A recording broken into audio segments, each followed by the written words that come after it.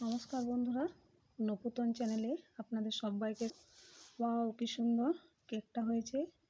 দেখুন, কেকের গায়ে একটু ফাটল ধরেছে, মানে কেকটা পুরো স্পঞ্জ হয়ে ফুলে গেছে। দেখতেও যত সুন্দর হয়েছে, খেতেও কিন্তু খুব সুস্বাদু হয়। যখনই আমার মন হয় বাড়িতে বানিয়ে কেক খাই। তো দেখুন কেকটা কত স্পঞ্জি হয়েছে, কি নরম হয়েছে। যে রকম কেক আমরা কিনে খাই একদম সেই রকম। ধারগুলো দেখুন, দেখতে কি রকম ব্রাউন ব্রাউন হয়েছে, নরমও হয়েছে খুব।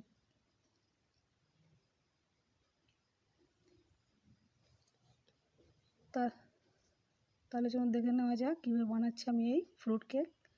নিয়েছি 2 কাপ ময়দা আর নিয়েছি 1 কাপ দুধ। আমি 1 প্যাকেট আমুল দুধ গুলে নিয়েছি। কমলা লেবুর রস, তেল নিয়েছি 1/2 কাপ,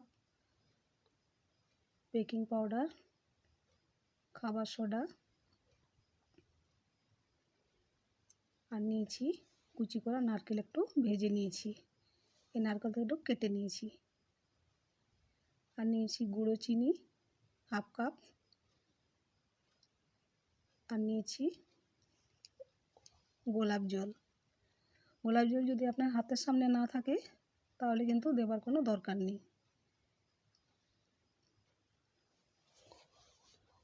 কমলা লেবু দিলেই হবে। আর নিয়েছি ড্রাই ফ্রুট, চিনেবাদাম, টুটি ফুটি, আর নিয়েছি কিশমিশ, চেরি।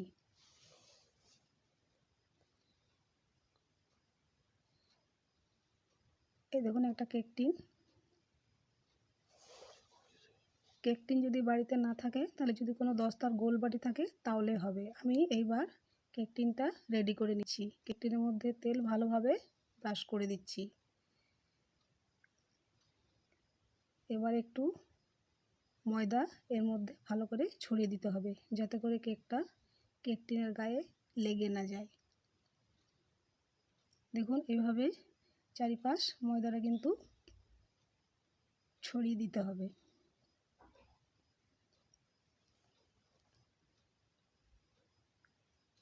ময়দাটা দিলাম।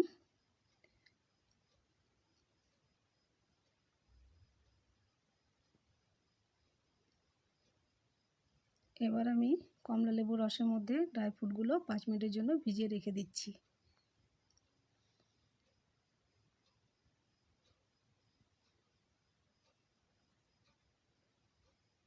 টুটি ফুটিটা কিন্তু আপনারা যে কোনো ফলের দোকানেই পেয়ে যাবেন।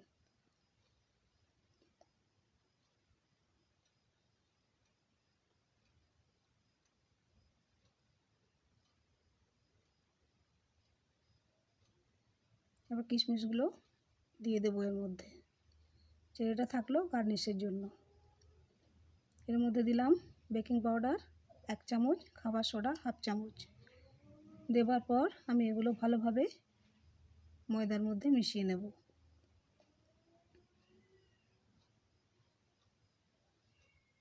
এবার দিয়ে দিচ্ছি গুঁড়ো চিনিটা। দেওয়ার পর আবার আমি ভালো করে মিশিয়ে নেব।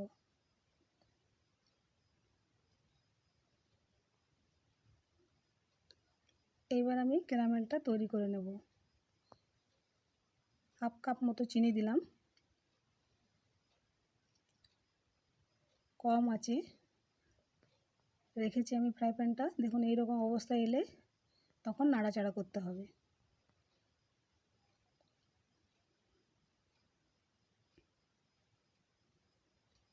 ভালোভাবে নেড়ে চেড়ে চিনিটা গলিয়ে নিতে হবে।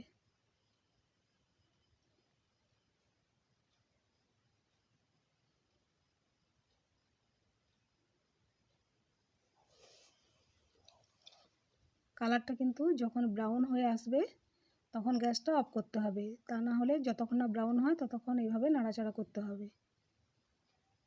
দেখুন পুরো ব্রাউন হয়ে গেছে।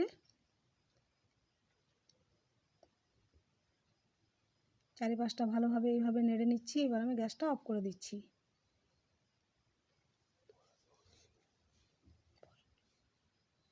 এবার ড্রাই ফ্রুটগুলো আমি ময়দার মধ্যে দিয়ে দিচ্ছি। পুরো কমলা লেবুর রসটাও আমি এর মধ্যে দিয়ে দিলাম। এবার স্প্যাচুলা দিয়ে ভালো করে মাখিয়ে নিতে হবে। এবার আমি দুধটা দিয়ে দিচ্ছি। দুধটা অল্প অল্প দিয়ে প্রথমে নাড়তে হবে, তারপর পুরো দুধটা এইভাবে ঢেলে দিয়ে ভালোভাবে নাড়তে হবে। তেলটা দিলাম এর মধ্যে।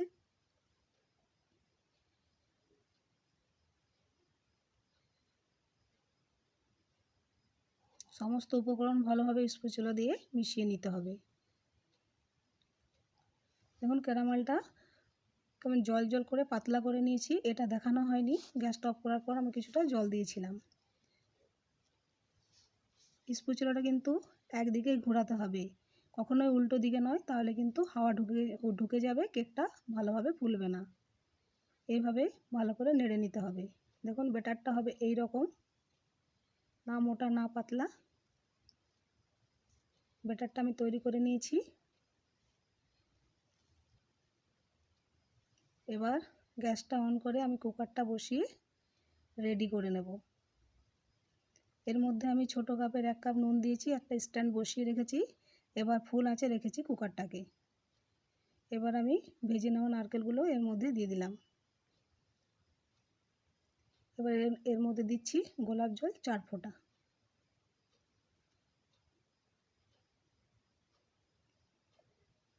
ক্যারামেলটা এর মধ্যে এবার মেশাচ্ছি। আমি বেশি ব্যবহার করিনি, 4 চামচ দিয়েছি, আপনারা চাইলে পুরোটাই দিতে পারেন।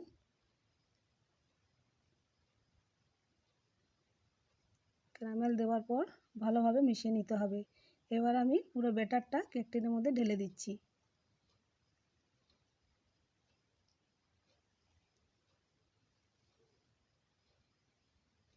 কেক টিনে ঢালার পর ভালো করে এইভাবে ঠুকে নিতে হবে, যাতে করে হাওয়াটা বেরিয়ে যায়। হাওয়াটা থাকলে কিন্তু কেকটা ভালো ফুলবে না।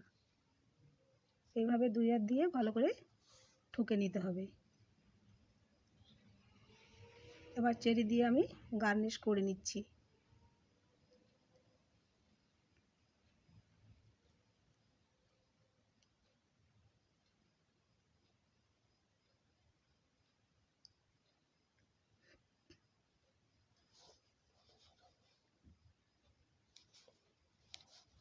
দেখুন হাত দিয়ে দেখে নিতে হবে কুকারটা পুরো স্টিম হয়েছে কিনা। হাতে আঁচ লাগবে, তখন একটা সাঁড়াশি দিয়ে কেক টিনটা কুকারের মধ্যে বসিয়ে দিতে হবে। হাতে করে কখনোই নয়, তাতে ছেঁকা লেগে যেতে পারে। বসিয়ে দিলাম। এবার ঢাকনাটা উপর থেকে আমি বসিয়ে দেব। আধ ঘন্টা পর আমি ফিরে আসব। কেক টিনটা বসানোর পর আমি আঁচটা কিন্তু লোতে রেখেছি। দেখুন আধ ঘন্টা পর ফিরে এলাম। বাহ, কি সুন্দর হয়েছে কেকটা, কত সুন্দর ফুলেছে। একটা ছুঁচ দিয়ে আমি দেখে নেব ছুঁচের গায়ে লাগছে কিনা ব্যাটারটা। দেখুন একদমই লেগে নেই, তার মানে কেক আমার পুরো তৈরি হয়ে গেছে। এবার আমি গ্যাসটা অফ করে দেব। ঢাকনা দিয়ে কিছুক্ষণ ঠান্ডা হওয়ার জন্য রেখে দেব। এবার আমি কেক টিনটা বাইরে বের করে নেব।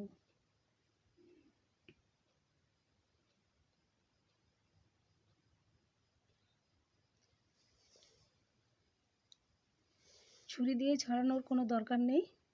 কেকটা আমার এমনই হয়েছে যে হাত দিয়ে বাটিটা উপর করে দিলেই কেকটা বেরিয়ে আসবে।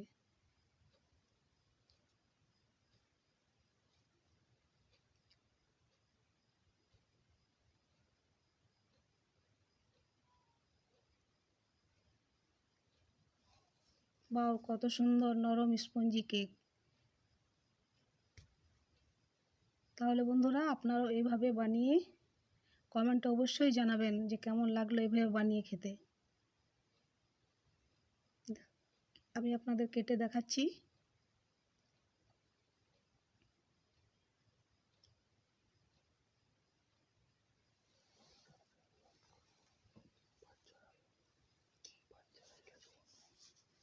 বাচ্চারা চাইলে যখন তখন আপনারা বাড়িতে এই রকম কেক বানিয়ে বাচ্চাদের খাওয়াবেন। দেখুন স্কুলে টিফিনে কিংবা যখন কেক খেতে ইচ্ছে করবে, একদম নিরামিষ কেক, এটা যখন তখন বানিয়ে খেতে পারেন। তাহলে বন্ধুরা কেমন লাগলো আমার এই কেক বানানোর পদ্ধতি। যদি ভালো লাগে অবশ্যই আমার চ্যানেলটিকে লাইক কমেন্ট শেয়ার করুন। আমার চ্যানেলটিকে সাবস্ক্রাইব করার জন্য অনুরোধ রইল। ততক্ষণে আপনারা ভালো থাকুন, সুস্থ থাকুন। ধন্যবাদ।